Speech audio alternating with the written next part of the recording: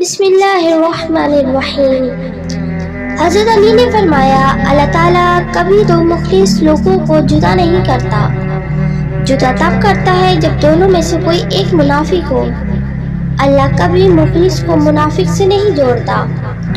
حضرت انس سے روایت ہے کہ رسول صلی اللہ تعالیٰ علیہ وآلہ وسلم نے فرمایا، اللہ تعالیٰ فرمائے گا کہ ہر اس شخص کو دوزخ سے نکال دو جس نے مجھے ایک دن بھی یاد کیا ہو یا مجھے کسی مقام پر ڈرا ہو۔ ان کی خاموشی سے ڈرو جن کا آپ نے دل دکھایا ہے، کیونکہ اگر انہوں نے کچھ کہا نہیں یا کیا نہیں تو بدلے میں اللہ ضرور کرے گا۔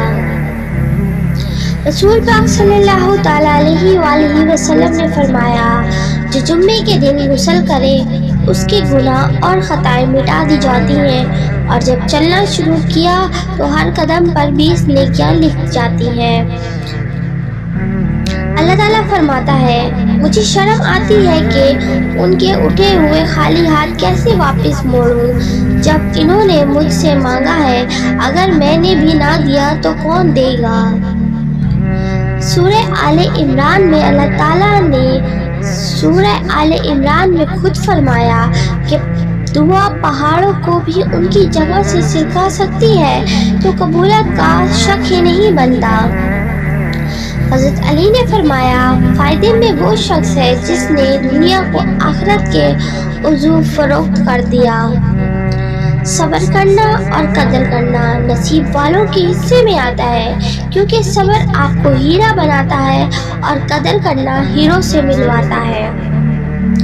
خدا کے ترازو کے پاس داڑھیوں، مسواکوں، تسبیحوں، مصلوں اور برقعوں اور ٹوپیوں کا ڈھیر لگا ہوا تھا، پر خدا نے انسانوں کی صرف روحیں تولنے کا حکم دے دیا۔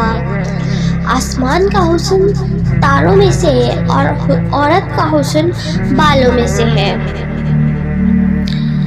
امام شافعی، لوگوں کی باتیں پتھروں کی طرح ہوتی ہیں، ان کو پیٹھ پر لادو گے تو یہ پیٹھ توڑ جائے گی، اور ان کو اپنے قدموں تلے ایک برانچ بنا لو تو ان پر چڑھ کر بلند ہوتے جاؤ گے۔ اگر نماز پڑھے بغیر آپ کی زندگی صحیح چل رہی ہے تو آپ کو ڈرنے کی ضرورت نہیں، کیونکہ اللہ تعالیٰ نے آپ کو آخرت کے بدلے میں اس دنیا کا عارضی سکون عطا کر دیا ہے۔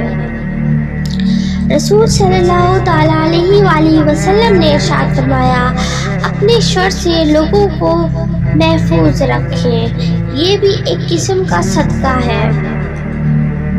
شیخ سعید فرماتے ہیں، تم اپنی 1000 غلطیوں کے باوجود بھی اپنے آپ سے محبت کرتے ہو، لیکن دوسروں کی ایک غلطی کی وجہ سے ان سے نفرت کیوں کرنے لگ جاتے ہو؟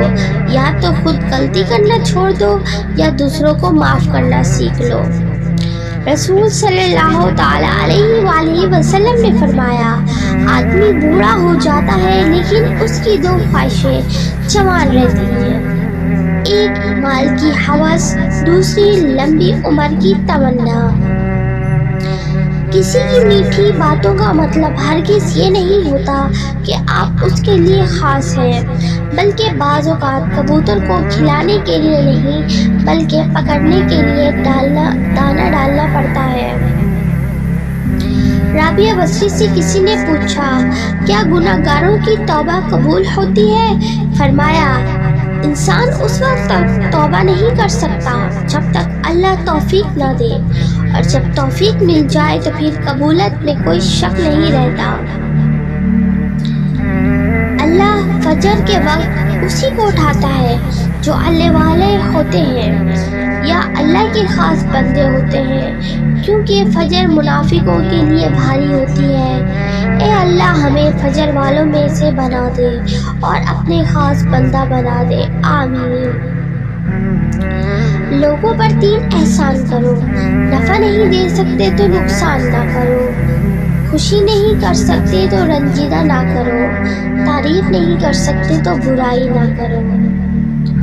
لباس قیمتی ہو یا سستا، کردار کو نہیں چھپا سکتا، اپنے کردار کو اچھا کرو، ہر لباس میں اچھے لگو گے۔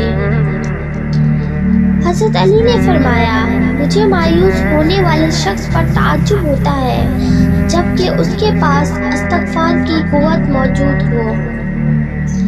رسول صلی اللہ تعالیٰ علیہ وآلہ وسلم نے فرمایا اگر کوئی شخص ایک کپڑا 10 درہم میں خریدے اور ان 10 میں سے 1 درہم حرام کے ذریعے سے آیا ہو تو جب تک وہ کپڑا جسم پر رہے گا اس شخص کی کوئی نماز بھی اللہ کے ہاں قبول نہیں ہوگی۔